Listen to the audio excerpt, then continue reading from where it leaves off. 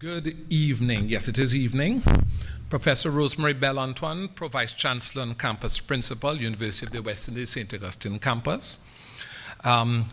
Virtually, the Honorable P.J. Patterson, the former Prime Minister of Jamaica. Distinguished members of the Diplomatic Corps, Professor Derek Chady, the Deputy Principal, and other members of the Campus Executive Management Team. Professor Krisha Makano, in some jurisdictions, Masano, Dean of Theatre, Boston Conservatory at Berkeley, welcome. Heads are the senior members of staff of the University of the West Indies, St. Augustine Campus, representatives of the Guild Executive Council and other students of the University St. Augustine Campus, specially invited guests, and fellow members of the arts and culture community, our online viewing audience, members of the media, ladies and gentlemen. My name is Jesselyn Murray. I am a senior lecturer in music here at the university and a deputy distance for distance and outreach at the Faculty of Humanities and Education. And it is my great delight and joy to welcome you today to the 4th Rex Nettleford Distinguished Lecture, please.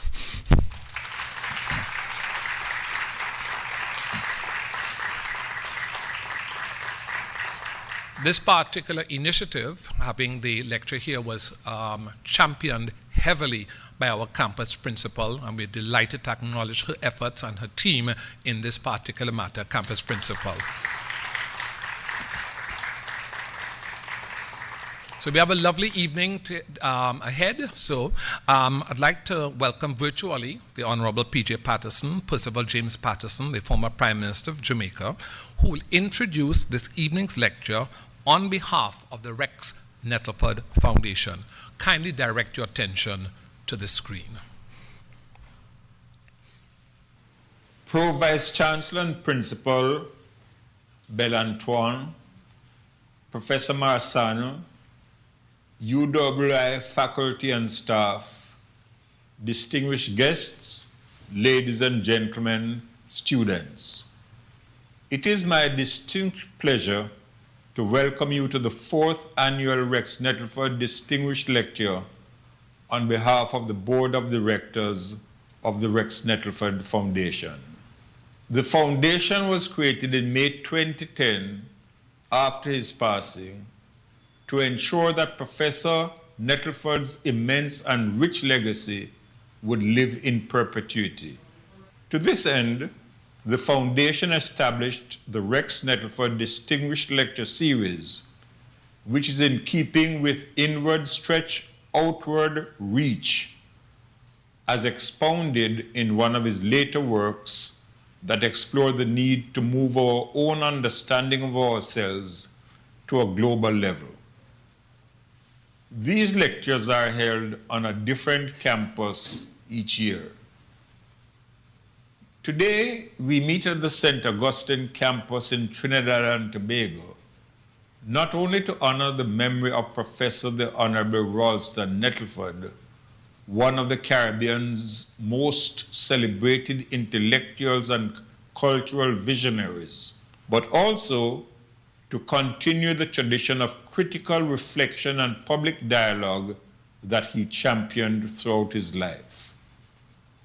Over the course of his immensely rich career as an educator, trade unionist, dancer, choreographer, artistic director, diplomat, vice chancellor, and global humanitarian, he reaped accolades both at home and abroad, certainly for his brilliant scholarship and artistic talent, but also for his clarity of vision about the region, our people, and their indisputable right to a special place on the world stage.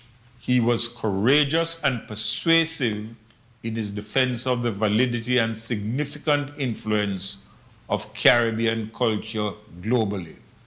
Professor Nettleford believed deeply in the power of ideas to transform societies.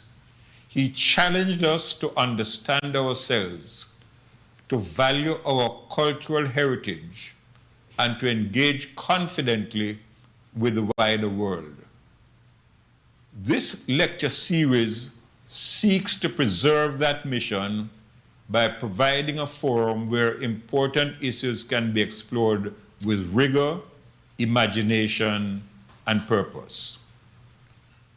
It is most fitting that this lecture seeks to focus on an area which so fully reflects the cause and excellence of a Renaissance man as founder, artistic director, and king of the dance. It is worthy of note that the NDTC is a foundation partner of our Nettleford Trust. We look forward with keen anticipation to Professor Marsano's lecture entitled Dancing the Nation into Being, Art, Agency, and the Caribbean Imagination. Her exemplary body of work has demonstrated a sustained commitment to academic excellence, intellectual rigor, and meaningful impact. The Rex Nettleford Foundation wishes to thank Professor Marsano for contributing to this ongoing conversation and helping us advance the ideals that Professor Nettleford so passionately upheld. Thanks again also to the Pro-Vice Chancellor and the St. Augustine campus for graciously agreeing to host and organize this event. I want to extend a special appreciation to you, our esteemed guests, for joining us as we celebrate a legacy of scholarship, creativity, leadership, and mission. May this evening inspire thoughtful discussion and renewed commitment to the advancement of our Caribbean region and its people. Pro-Vice Chancellor and Principal Belantoine, Professor Marsano, Just a quick reminder to persons who have mobile devices, if you kindly would check now to ensure that they are either on silent or off, or you left them at home.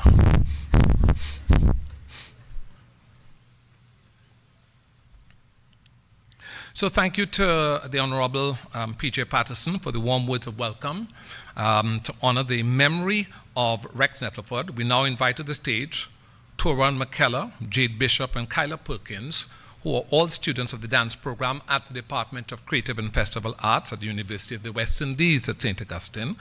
And they will present the piece, Oh Joy, choreographed by Joanna Charles, who is a full-time instructor in dance at the DCFE. We welcome them to the stage.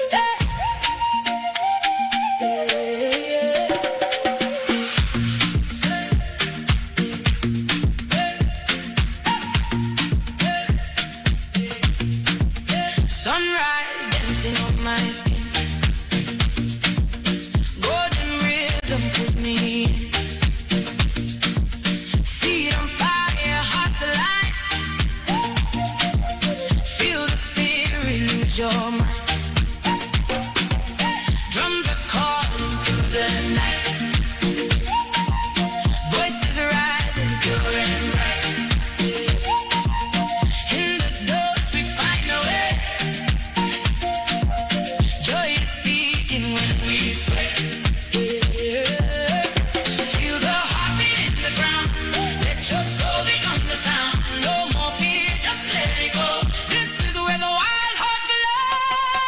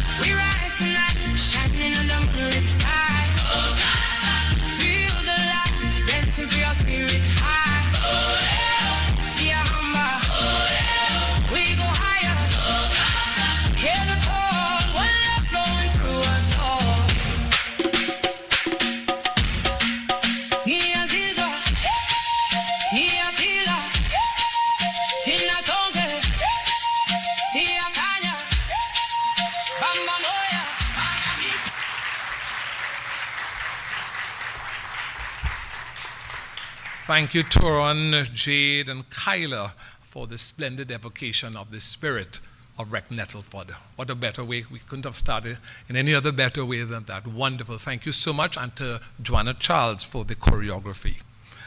And now, the moment. The reason why we're here this afternoon is to welcome back home Professor Krisha Makano.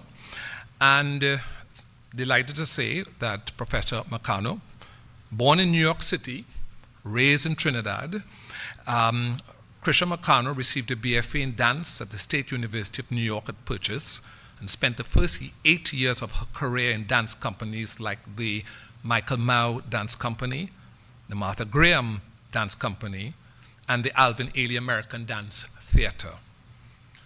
Krisha then transitioned to Broadway, and for the next 17 years, she was pleased to perform in several great Broadway hits, including Fosse, the musical, first national tour, Elton John and Tim Rice's Aida, Sweet Charity, originating the role of Squeak in Oprah's 2005 production of The Color Purple, and Motown, the musical, both on Broadway and the first national tour.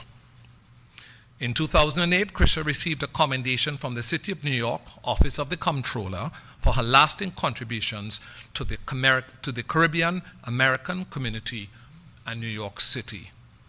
While on Broadway, Krisha volunteered a career transition for dancers as the co-chair of the business group, and in 2016, as if that wasn't enough, she got an MBA in entrepreneurship, a lesson for all of us here who are in the arts, business. She then made another pivot into arts education as the Associate Professor of Theatre Dance and Assistant Dean for Student Affairs and Entrepreneurial Studies at the University of North Carolina School of the Arts, the School of Drama. In 2016, Krisha created the Artistry Center, LLC, to continue serving her community by teaching entrepreneurial, and artistic wellness to the arts and entertainment industry. She's currently on a pause for an EMBA from the University of North Carolina, Wilmington. In July 2024, Krisha became the Dean of the Theater Division at Boston Conservatory at Berkeley. In the last year and a half, Krisha has established a Theater Innovation Fund to raise money for curricular and capital projects. She has redesigned the musical theater BFA curriculum. She has begun phasing out the contemporary theater program and established a virtual showcase alongside the live showcase for the senior class. Krisha has a great many innovative ideas for the conservatory and arts education, and she looks forward to the coming years at Boston Conservatory at Berkeley. We are looking forward to her address this evening at the University of the West Indies, St. Augustine. Please join me in welcoming Professor Krisha Makano.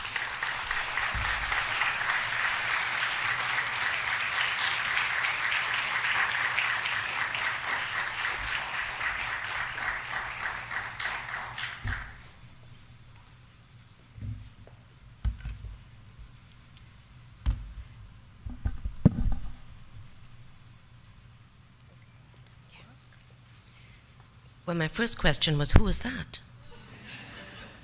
You sound so great. Who's she?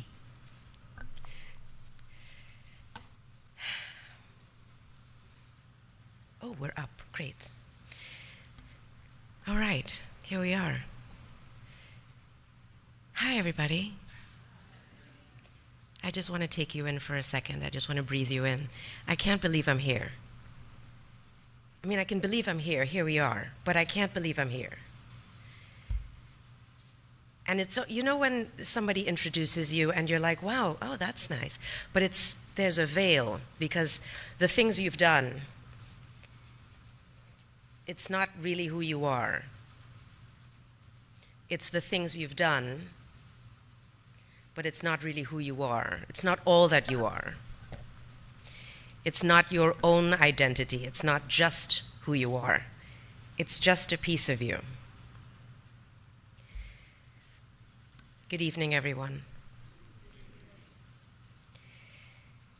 To the Vice Chancellor, the leadership of the Rex Nettleford Foundation, the distinguished faculty of the University of the West Indies, honored guests, members of the audience, my colleagues in the performing arts, the brilliant students that are the future of our region.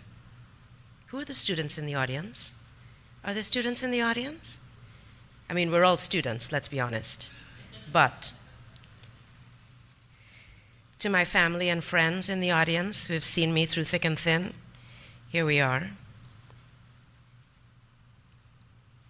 Good evening and thank you. I was born in Queens, New York, but I was raised here. My parents are Trinidadian.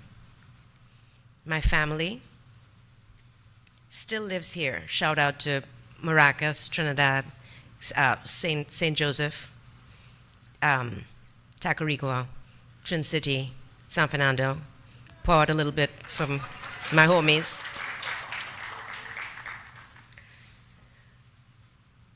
My ear was trained here. My rhythm was trained here. My understanding of excellence, humor, faith, survival, love was trained here. Long before I understood and stood on a Broadway stage, long before I led in educational institutions, long before I had titles, I belong to this place. I belong to this region. And because I belong to this region, I learned something early that I didn't quite know how to put into words. I didn't quite know at the time what to call it. But then I realized a lot later in life that I didn't grow up with art. I didn't grow up with art around me. Neither did you. The truth is, I grew up in art. I grew up inside of art. We grew up inside art. We are art. And not every society in the world can say that. Not every country in the world can say that. Not every community can say that. In fact, there are societies in the world that are trying to deliberately, consciously sever and create an environment where that is not happening. And we breathe it.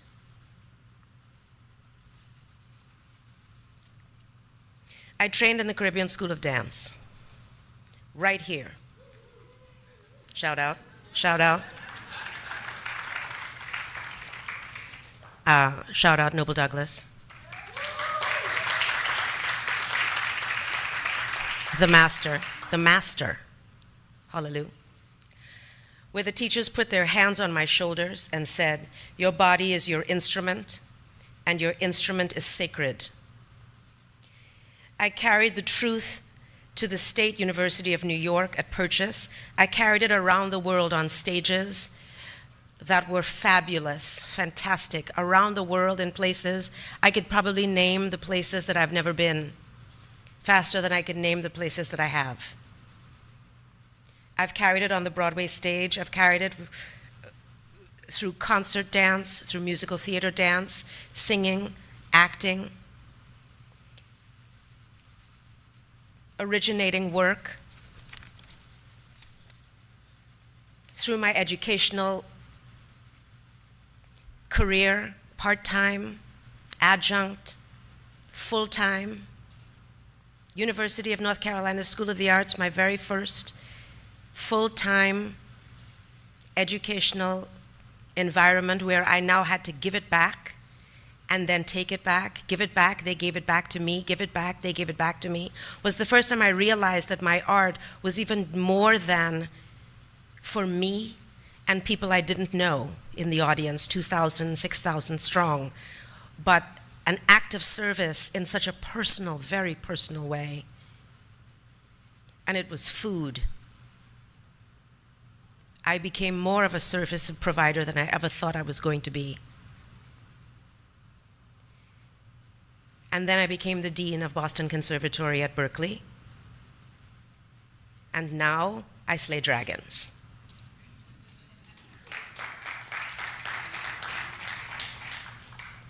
And tonight I bring it home and I take it with me, renewed, newborn, because of this moment. Rex Nettleford understood better than almost anyone that when a Caribbean body moves, it's not just dancing. It's making an argument, it's making a joke, it's reciting poetry, it's poetry in movement, reinforced by our resistance, resolve, writing history. It's creating a nation. Tonight, I want to talk you through that argument, how art has always been the most honest language the Caribbean has spoken, how our artists are nation builders and economy engines, not barely entertainers, and why the time has come for our institutions and governments and investors in this region to level up.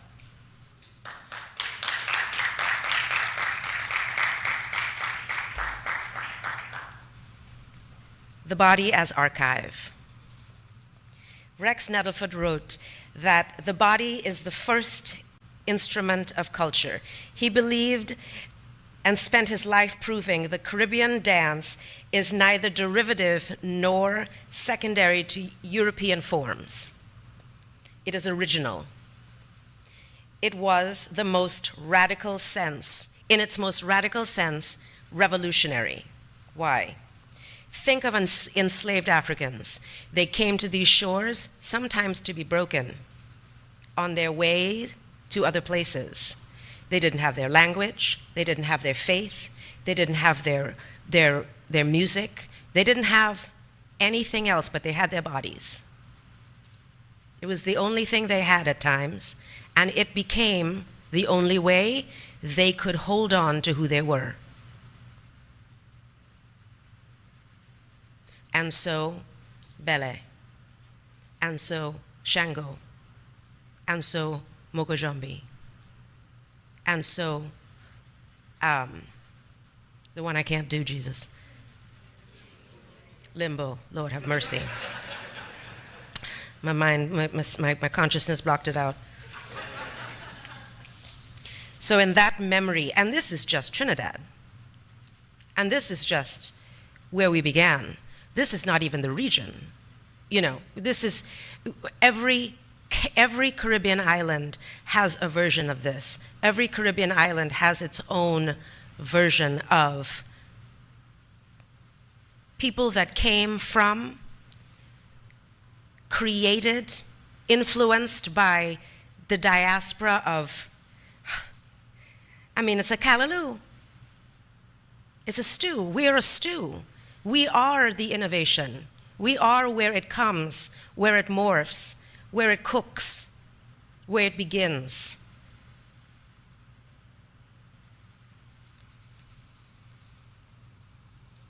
And we're still here. We always say that art is about to die. People are about to kill art. Art is, well, they're coming for art. They're not going to fund it. Nobody funds it anymore. It's about to die. It's not about to die. It's about to pivot. It's about to change. It's about to become the diamond under the pressure. Just wait.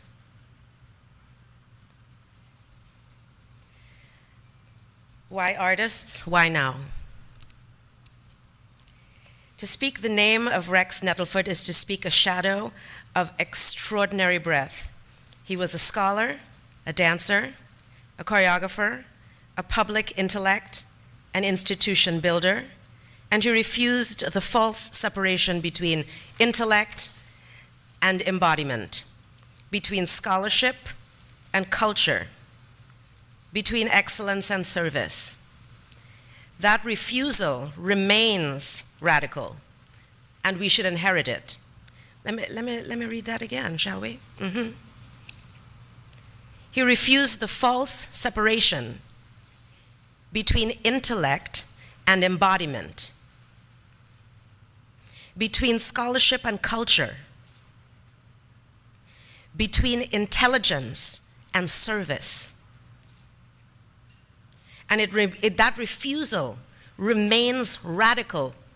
Why? And we should inherit that. He understood something that too many systems still fail to understand, that art is not separate from nationhood. That culture is not decoration, that identity must be cultivated. Artists create meaning. They preserve memory.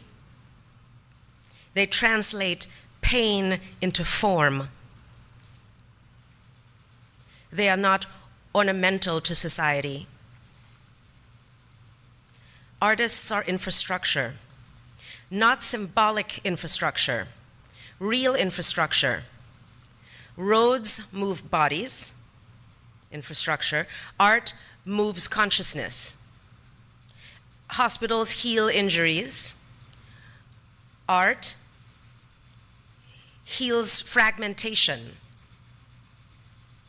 Schools transmit information. Art teaches interpretation and sophistication, empathy, love, voice.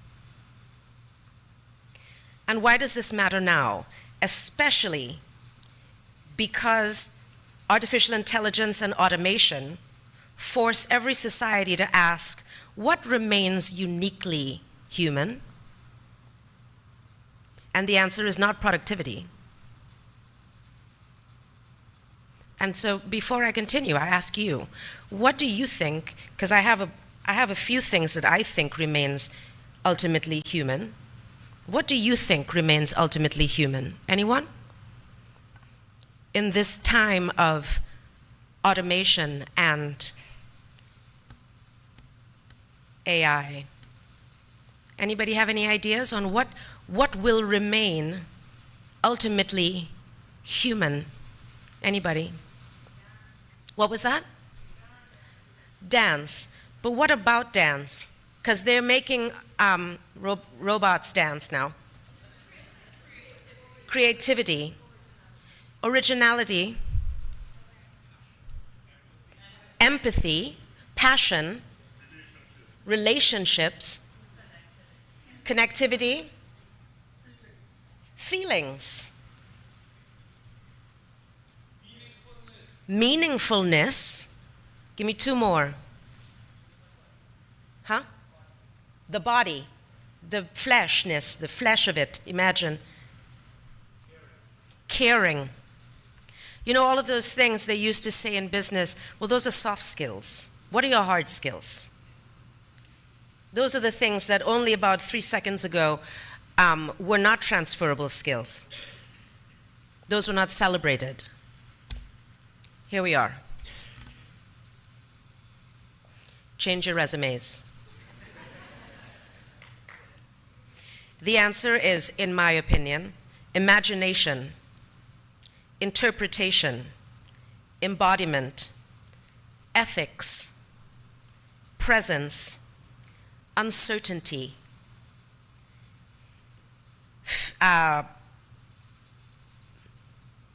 being able to live in ambiguity.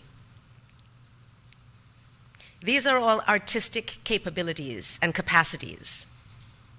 Artists know how to hold contradiction, to rehearse with uncertainty, to fail publicly and keep creating, to collaborate across differences. Those are not niche skills. These are what? Leadership skills. The real question is, why are artists still excluded from leadership at the precise moment leadership needs artistic intelligence?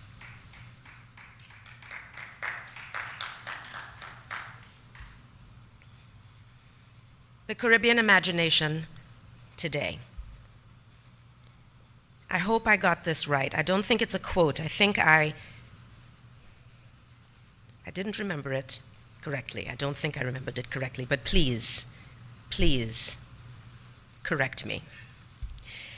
When Derek Walcott accepted the Nobel Peace Prize in 1992, he said the Caribbean is defined not by its historical wounds, but by its capacity for renewal. That the fragments of culture and memory that arrived on these shores did not need to be lamented. They needed to be assembled into something new. And that is the Caribbean imagination. And I want to be clear about something tonight, that it's not a relic. It's not something that we need to talk about as a past tense. It is alive and it is growing today in this country and in this region. I want to take this moment that usually in keynotes they don't acknowledge. I have not been here actively in the community. I come here to sleep. My family knows. I come here when I have less. I'm in minus. I'm in a minus. I tell my friends I have to go, or no one is safe. I have to go to the baptismal waters of the Jesus, Buddha, Muhammad of the Caribbean Sea to fill up with gas. Or if I don't, y'all are all not safe. I need a doubles now. I need a bacon shack right now. If I don't, not my fault. So I have not been here to be a part of. So I have missed the progress. It has been surface for me because you have been my triage. But to do this, I had to do research to see what I've missed. And I have to say, I've missed a lot. To actually name what is happening today, because Trinidad has changed since I was a girl, training here, I need to celebrate it for 2 seconds. In dance, the Coco Dance Festival, Ms. Dumas, started with 4 choreographers in 3 weeks. Now let me know if this is right, with 3 weeks notice in 2009. And now is the largest annual contemporary dance festival in the English-speaking Caribbean.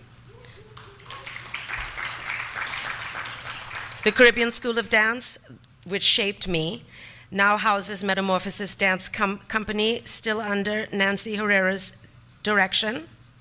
Is that true? Still, yes. Great. Training the next generation of professionals. In theater, Playwrights Workshop, Trinbago is producing new Trinidadian scripts every year through the New Play Festival. New playwrights, new stories, written here for here. Is that correct? Good. In film, Film TT introduced this region's first real production tax rebate in 2025. Up to 30% of 30% of, what is it? Yes, production costs, rebate, that's right.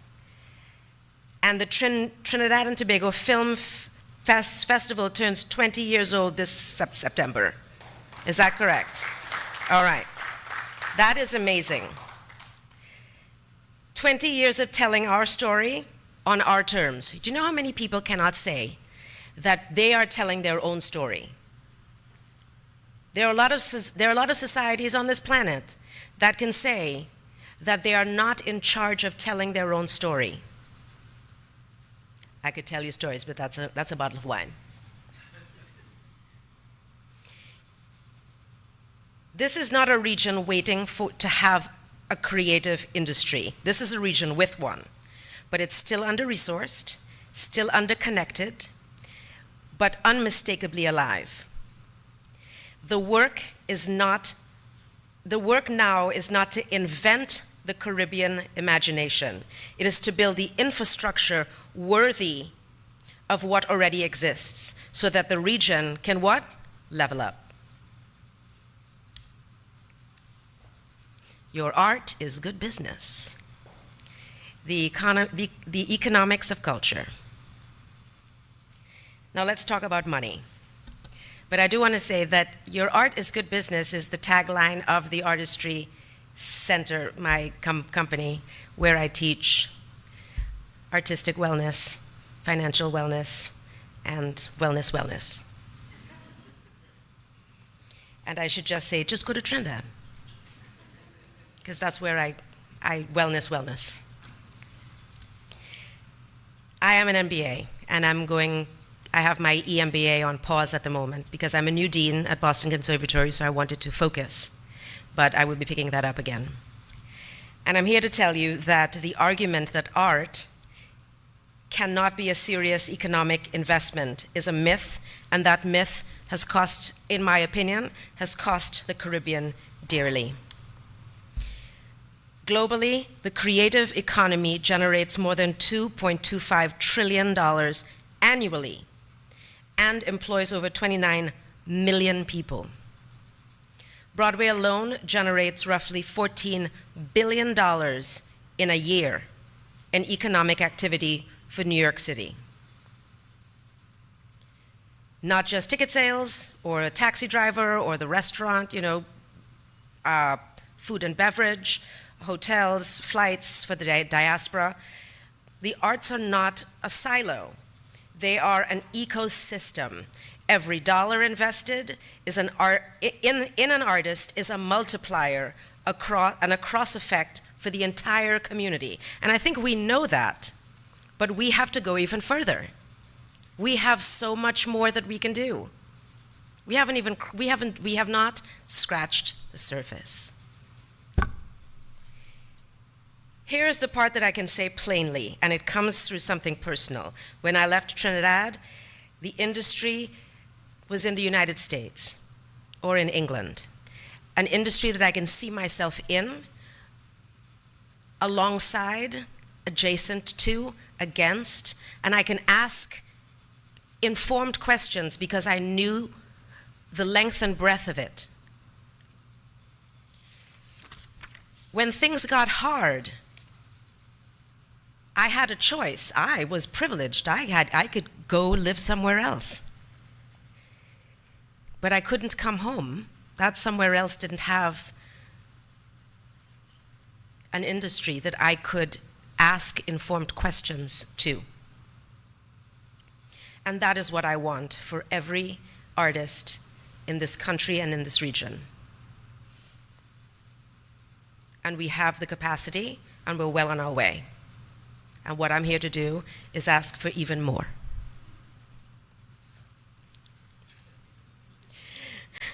I know, right? So here's the harder question underneath all of that. Now that the region has real institutions dedicated to arts education,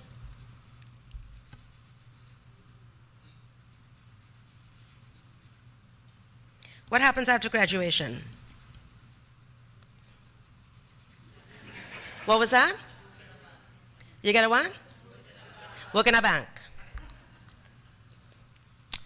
Where do the dancers, actors, designers, filmmakers go when they leave these programs? Where is the demand waiting for the supply of trained artists in this region the region produces every year?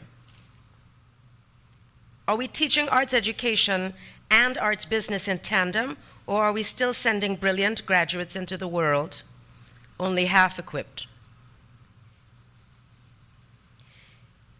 This is where I believe we're leaving money and opportunity on the table. Not due to a lack of talent, but due to a lack of connective tissue. Imagine if dance, theater, vocal arts, film, television, fashion, visual art, and our culinary traditions, some of these things are already being done, but are linked regionally instead of competing for the same small pool of funding in isolation. Imagine Caribbean institutions building academic, industry, and artistic partnerships with the rest of the world on equal footing, not just a farm system for other people's stages. Uh-oh. This is the next level. Not whether the Caribbean has talent, because plainly it does. The question is whether we will finally build the infrastructure that lets the talent stay, circulate, travel, tour, and thrive at home. I want to talk directly to the students here, or the students listening, or the students on YouTube later. You're not choosing a difficult path. You're choosing a necessary one. Artists and entrepreneurs have far more in common than society gives us credit. You begin with nothing and create something from it. You iterate, fail, ideate, try again, read the room, adapt in real time, and then you move people to buy, to listen, to come back, to wear, to think, to feel, to watch, to read.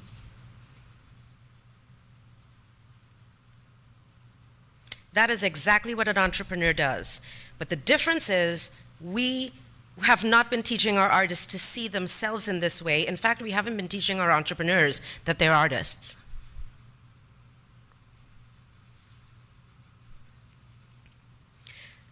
We have to understand that our careers are companies, and that you are a CEO. Entrepreneurship at its best is creativity organized. It is learning how value moves, how to build intellectual property, how to negotiate personalities, and how to own what you make. And when a Caribbean dancer understands IP law, they understand how to protect choreography. When a Caribbean playwright understands a grant proposal, they can fund a work that a community needs. These are not business skills that contaminate art. You do not have to choose. These are liberation skills. I earned an MBA not because I stopped believing in art, but because I believed in it so completely that I refused to let it stay vulnerable. I refused to not be free.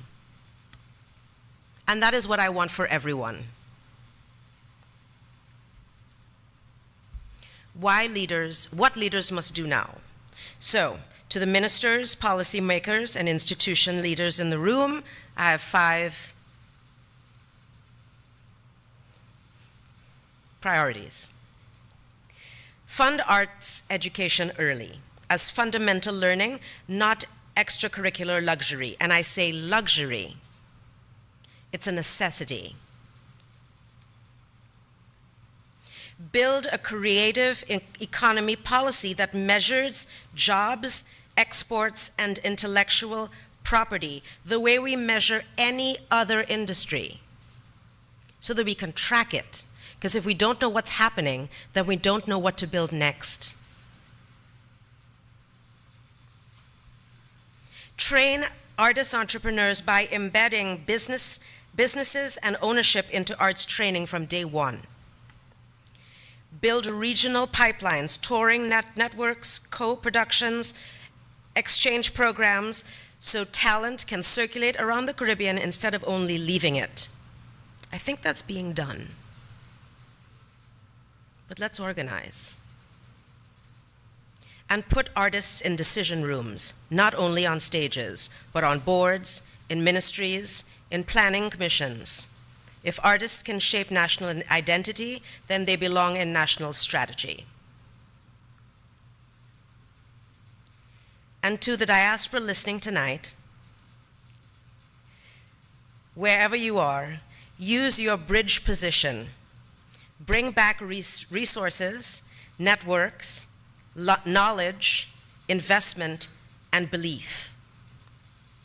Diaspora success that never reconnects becomes private again. Diaspora success that circulates becomes regional power.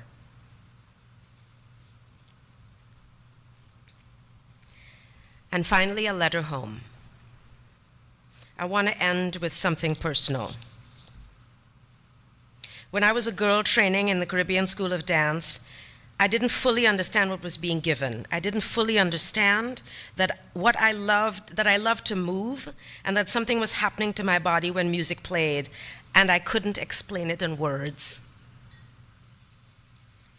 I didn't understand yet that those feelings were not just mine, they were my ancestors. They were my family. They were you. It was the mango tree in the back. Yeah? It was the cashew tree on the side. It was my grandfather saying, listen, we seasoning chicken. I need some chive and some shadow benny and some. It was you. It was here. It was parang. It was San Jose Serenaders. It was calypso.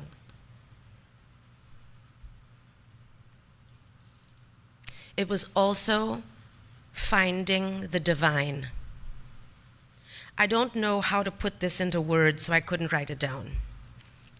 But I tell my students all the time, you have to figure out how to get to a place where you say you love this, but why? To what end? Is it for you? What are you going to use it for? And so what? Great. Now what?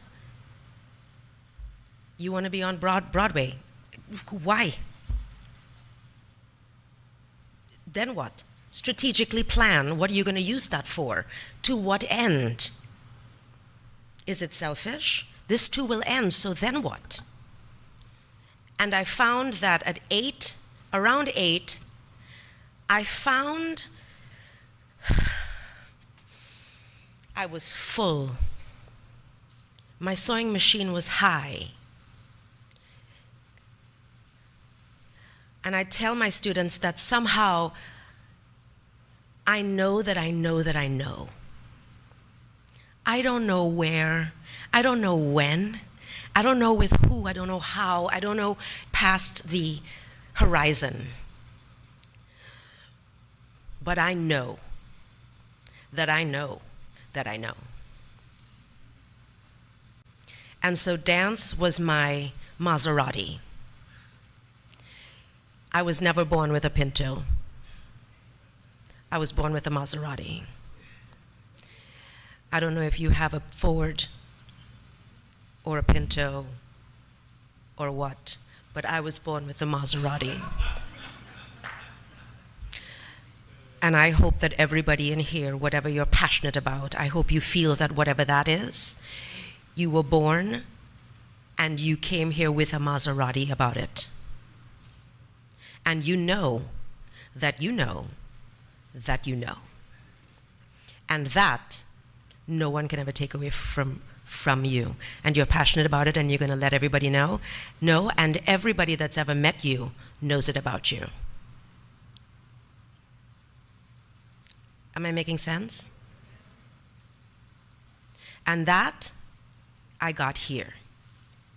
And that is my divine. I got that God here.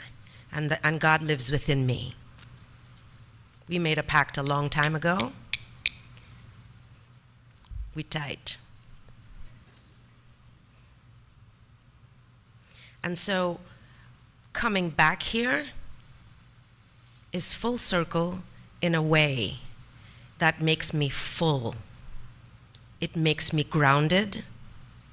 It makes me determined, and it makes me strong today. Because yesterday, I felt diminished. And today, I'm ready. I still need a doubles though.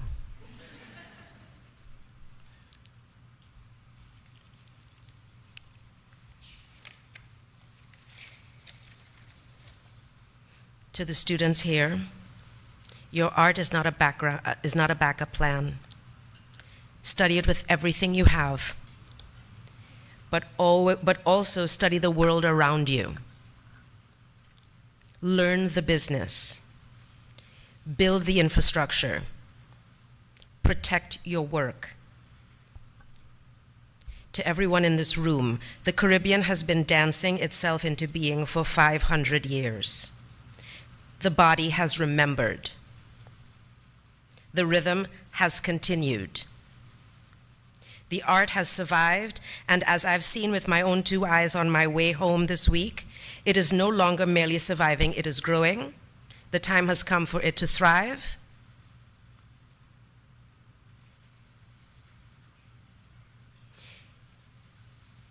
Because the most renewable resource in this region is our students, the time has come to invest in arts education in a way that we have never seen before. Honor that choice, fund that choice, build the institutions, make it sustainable. The nation, the art is being. Here we are. Are we committing today or not? Are we committing today or not? I'm here, I'm committing today. Are we committing today or not? Thank you, and God bless Trinidad and Tobago.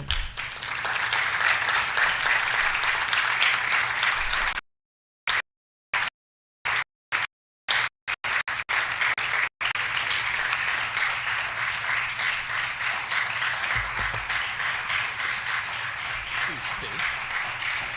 Please.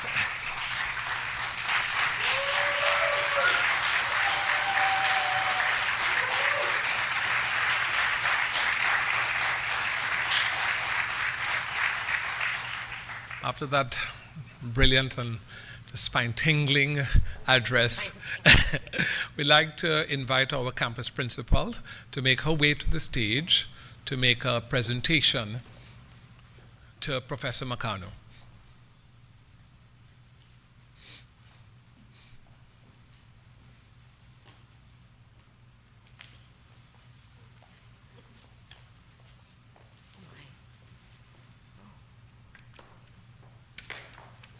Oh my.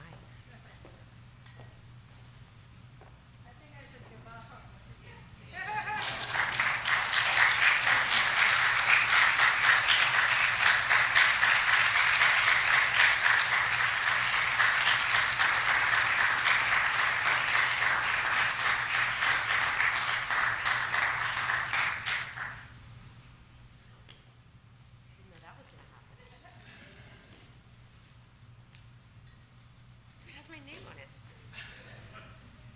It's great. And I think now we have moments for a Q&A. What time is it? Time check. How much? Yeah?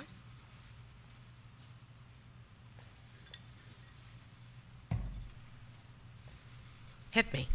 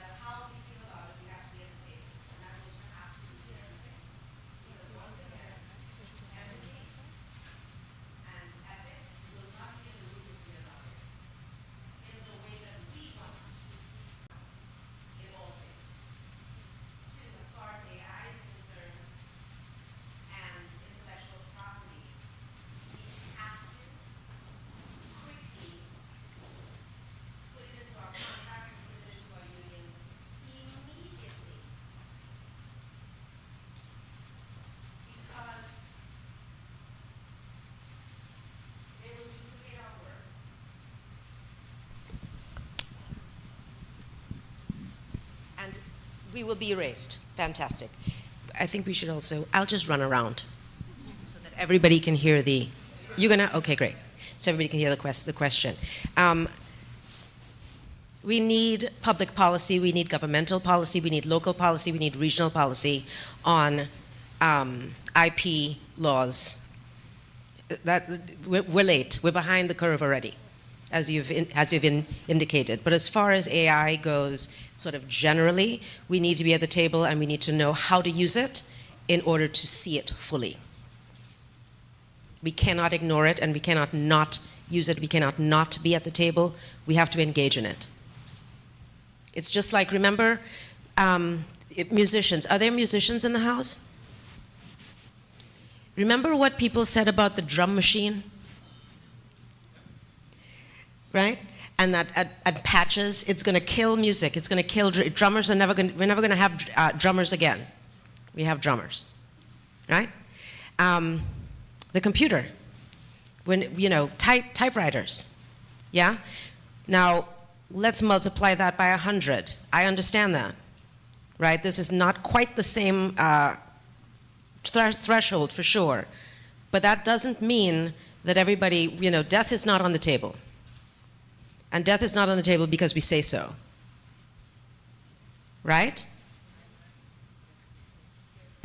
Death is not on the table because we what? There we go. Next. Wonderful. Oh, no, okay. Oh, they're recording, so you need. Can we pass it down?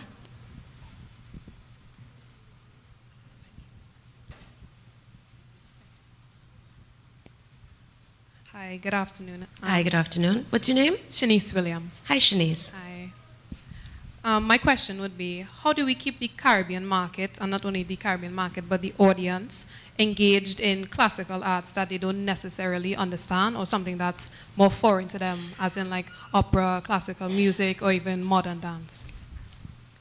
So I'm a modern dancer by heart, Martha Graham, Alvin Ailey, so I know, I'm there, right? That's why art has to be an education, and education from young. History. We have to teach it in school, not just the European arts, but everything, so that they understand, so that students and children understand the importance of that and us.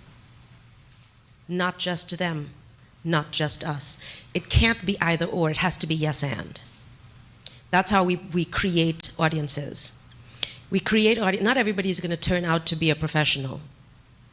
But if everybody learns the importance of it and learns to love it, learns the value of it, learns what they like, what they don't like, and why, most important, the why, then we create audiences. Because institutions always want to know, how are we going to create audiences? How are we going to create audiences? Well, they're late. You're already late. You create audiences by information and by giving education. People have to find things they love and don't love, and they have to understand why they don't like it or why they do like it. They don't have to engage in it professionally in order to be an audience member. They have to find value. Thank you. Yes. Here?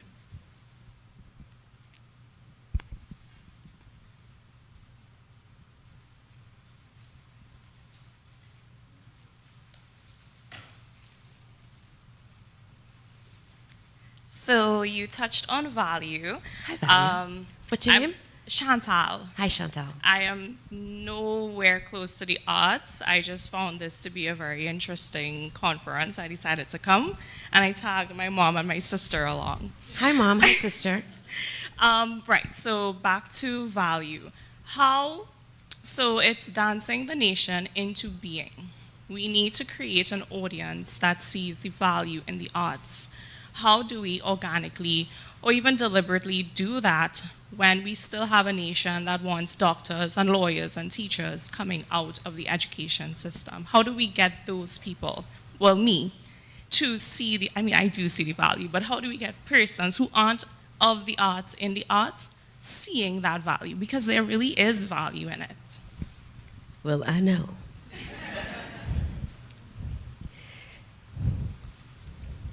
Provocative question.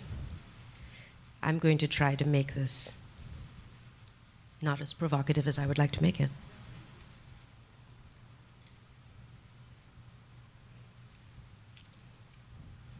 Okay, here we go. Change the narrative about it. It is a complete culture shift. You know how people talk about, well, you know, we just have to change the culture in the office. You know, the school culture is just so, it's just so toxic. You know what I mean? It's a culture that needs to change. It's the way, first of all, artists have to change how we speak about ourselves. We have to see our value and the way we talk about ourselves, so that when we are spoken about with less value, we say, excuse you. And then they go, wait a minute, is that, huh? The whole thing has to change. Well, that is a tall glass of water. I don't even know where to begin. But that is actually what needs to happen. It needs to be spoken about differently. The questions have to be different. The education has to be different and has to be spoken about as if the other thing never happened. Like I tell my clients all the time, speak about it like it was inevitable, like it is inevitable. That's how you manifest. You know that you know that you know, done, start packing.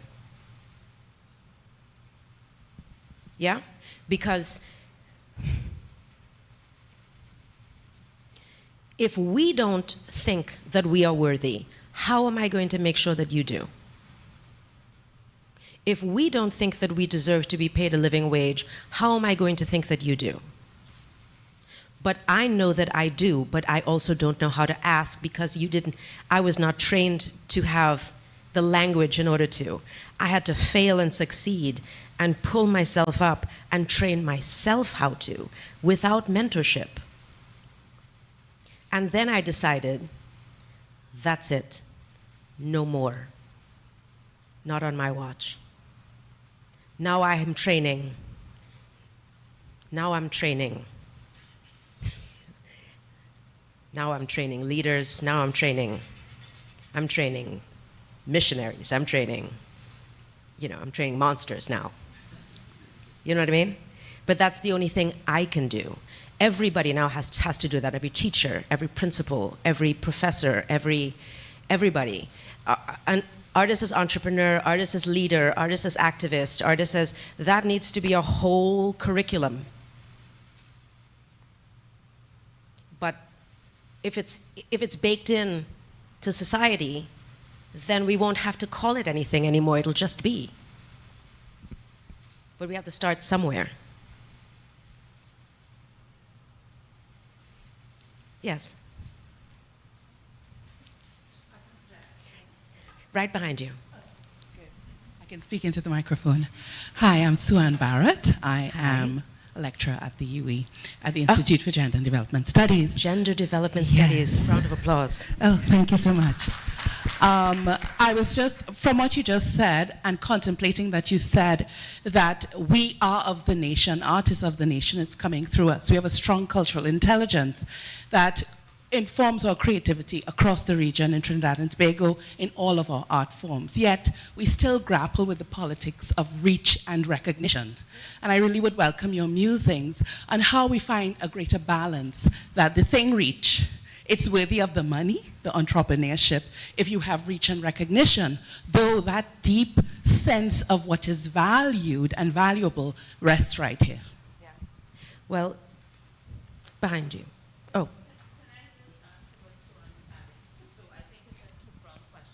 Two-pronged question. So to underscore what Sue-Ann said, so there's the cultural intelligence, there's not the cultural confidence. So the cultural confidence will allow you to do the things that you are talking about, right? Inside of an ecology. And so, again, to what Suan is saying, what are some of the things that we can do that would nurture, celebrate, right? Because sometimes I deal a lot with artists, and it's like, okay, they're problematic. Yes. They're problematic, right? So that is part of the narrative that needs to change. But they're really standing up for their value. But what does the rest of society think about them standing up for their value, right? Do we pay them on time? Do we pay them enough? So this notion of value, as it's connected to cultural confidence and cultural intelligence, I really welcome your musings on that as part of an ecology that can work systematically to change and transform this place, this region. Leading first, as Lloyd Best said, when we start with culture, we start strong. We could deal when we start with culture. But do we know that? Yeah. So ecology is the word that I would pull out there. The ecology, we're talking strata, right? So we're talking the artist, we're talking all of the people that work with that artist, all of the institutions, and then we're talking on the country level, then we're talking the regional level, each country, and then regionally. The whole ecology needs to be addressed. That is a tall, tall order. And what needs to happen, it's not just, because the Ministry of Arts and Culture in each country has enough work. So let's start there. Who is the one person that is attempting to listen, and create the connective tissue between each ministry and each country? What does each country need in order to collaborate just here? Then in the country, what does each institution need to collaborate? Then educationally, what does each institution need? Then what does each company need? Then what do the artists need? The connective tissue, somebody needs to be doing that. Everybody doesn't have the time. And that's the one thing we can't make, not Jesus. You know what I mean? So there's a job that is not being, we don't have that person that's doing that. Organically, but indeed, organically, yes. But it needs to be deliberate. The time has come. The time has come. It feels like, and when I say feels like, it's because I'm not here. I can't speak informed on, but it feels like it's not deliberate. It's organic, but it's bursting at the seams. And that's a great place to be. It means it's time to go to the next level. And this pressure that we're feeling means wonderful time to pay attention to that pressure, because a diamond is being made. Don't make it a negative thing. The time has come to something needs to be done, because there's an ecosystem that needs to be addressed.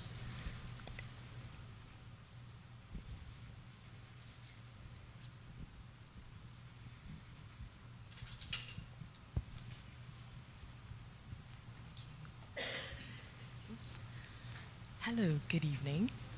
Hi, what's your name? My name is Alette Liz Williams. Hi. I am the president of the National Dance Association of Trinidad. Well, hello, and Tobago. President of the National. Nice to meet you. The And I'm National sitting Dance next Association. to my mentor and the previous president of the National Dance Association, Miss Imelda Lynch Griffith. Miss, Imelda Lynch Griffith. please stand. Please, Yes, round of please. applause. Please stand. Come on. Yes. Yes. An icon in her own right here in Icon. Trinidad and Tobago.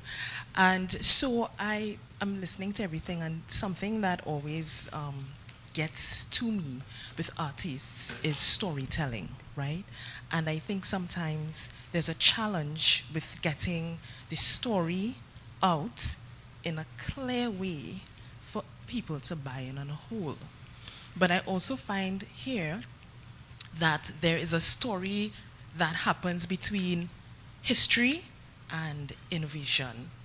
And there's always this little riff in between. who wants to hold on to the purity of where we are, who we are, what our identity even is, so that we know how to innovate. And I want to know, how is it possible to approach that they work almost like a dance, literally, rather than what I've often seen, especially at least in the dance community, just these silos, right? So modern is modern, but you would have infusions when shows come, but there's always this underlying conversation of keeping who we are, what's our identity, keeping the traditional, and then they're doing modern classical. And then, so we look fragmented when we try to tell the story to the people to see our value. Okay, let me ask, I need to ask some clarifying questions. Sure. So are you saying that in the dance community here, Yeah. people have identities? Or Yes. people are putting people in identity boxes? Yes.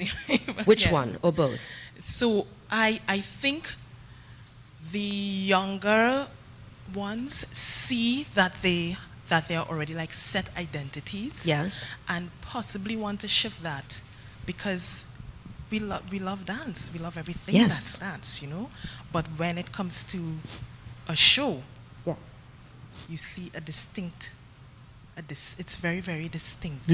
So to give you context, right now, the Dance Association is trying to put the community together. We're building workshops that bring extremes together.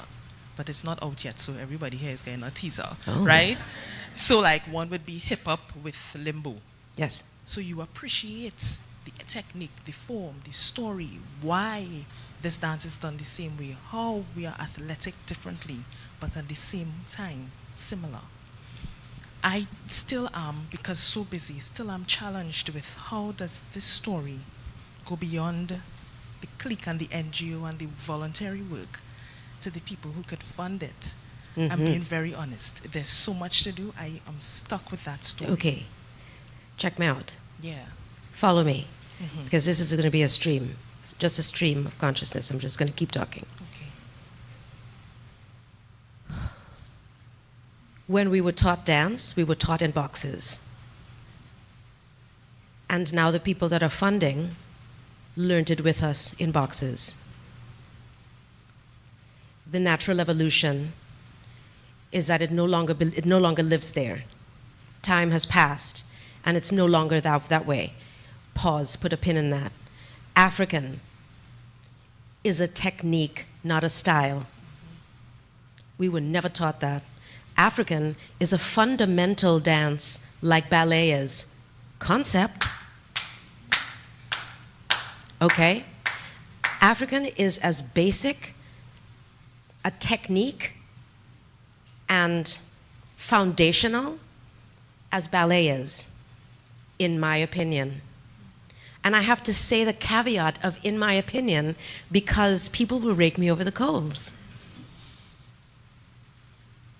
Concept. Don't get me wrong. I believe in the bar because only about a week ago I was lost and I had to go home, and the first thing I did was go to the bar and took a deep breath because I had to go home. But that has nothing to do with the fact that we have to give our props to African. But nobody got that information, and we black. Hele. So let's put a pin in that. So we have to change the narrative on that. Time.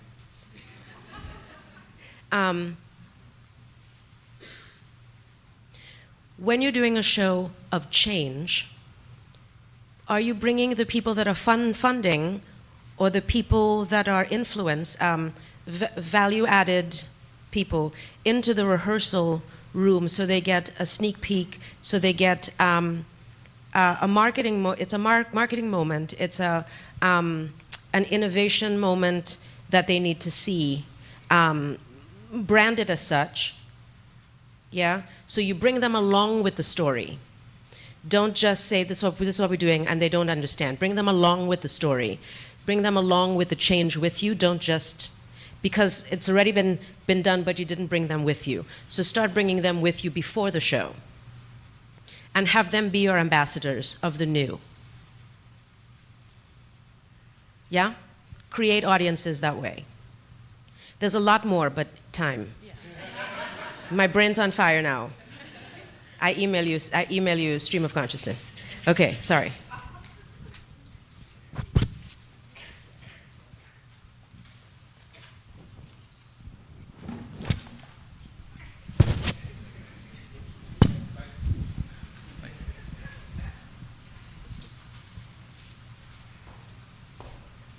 I feel like we need a whole workshop.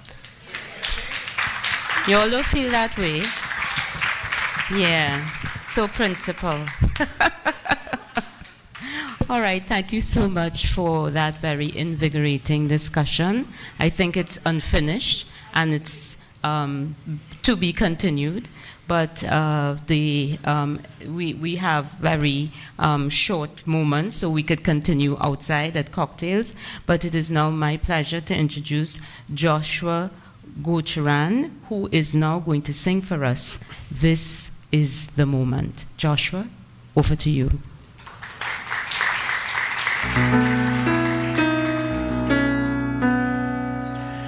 This is the moment. This is the day when I send all my doubts and demons on their way. Every endeavor I have made ever is coming into play, is here and now, today. This is the moment, this is the time, the momentum and the moment are in rhyme. Give me this moment, this precious chance. I'll gather up my past and make some sense at last. This is the moment when all I've done, all of the dreaming, scheming and screaming become one. This is the day. See it sparkle and shine when all I've lived for becomes mine. For all these years I faced the world alone, and now the time has come to prove to them I've made it on my own. This is the moment, my final test. Destiny beckoned, I never reckoned second best. I won't look down, I must not fall. This is the moment, the sweetest moment.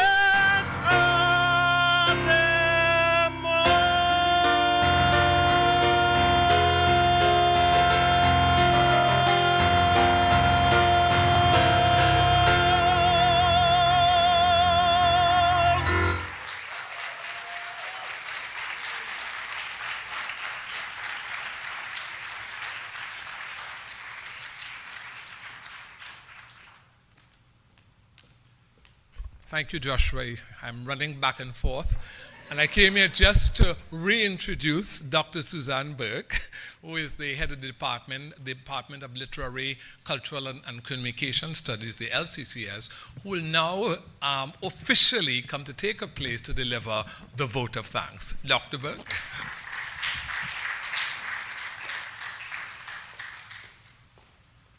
Thank you, Mr. Murray. Distinguished ladies and gentlemen, as we conclude this evening's Rex Nettleford Distinguished Lecture, Dancing the Nation into Being, I want to shout out Dr. Joanne Tull, who came up with the title. Dancing the Nation into Being, Art Agency and the Caribbean Imagination. It is my honor to extend thanks on behalf of the organizing committee. Firstly, we wish to thank Professor Rosemary Bell Antoine, Pro Vice Chancellor and Campus Principal of the University of the West Indies, St. Augustine, whose decision it was for St. Augustine to host this year's lecture series. Thank you, Principal. We also acknowledge that none of this would have been possible without the vision of the Rex Nettleford Foundation, who originated the Distinguished Lecture Series, represented here today by the Honorable P.J. Patterson, whose remarks reminded us of the importance of honoring distinguished Caribbean talent.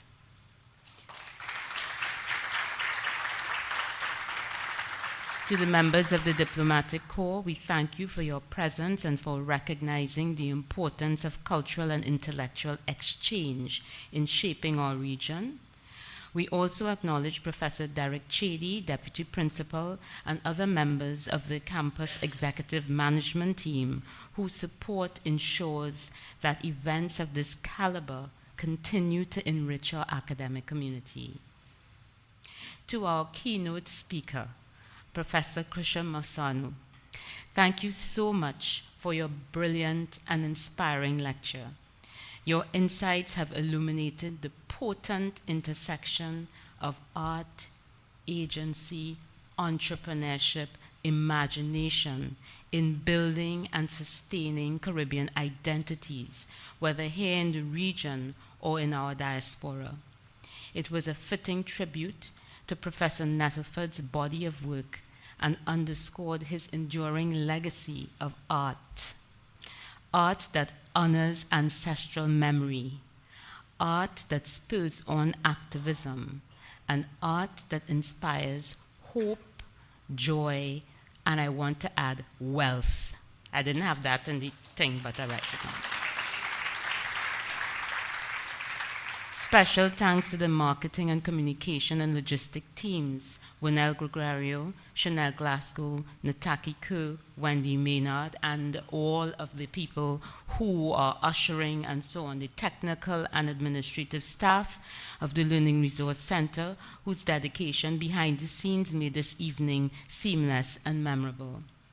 We extend appreciation to our dancers, Miss Joanna Charles, the choreographer of the piece, Oh Joy, beautifully embodied by the dancers Kyla Perkins, Turon McKellen, and Jade Bishops, who reminded us that the language of dance is a significant ingredient in articulating the inherent complexities that shape and reshape Caribbean. To our vocalist, Joshua Gulcharan, thank you for reminding us that art, when truly embodied, works as a technology of transformation. We stood there and sat there transfixed by his voice to change how we feel, how we bond, and how we apprehend the world. Thank you, Joshua. Finally, to all the attendees, faculty, staff, students, alumni, friends, and for Krisha family, right? Thank you for joining us tonight. Your presence affirms the relevance of arts and the art in shaping our Caribbean imagination and national identity. As we leave, let us carry forward the spirit of Rex Nettleford to imagine, to dance, and to build culturally confident nation spaces through creativity, and agency. Thank you and good evening.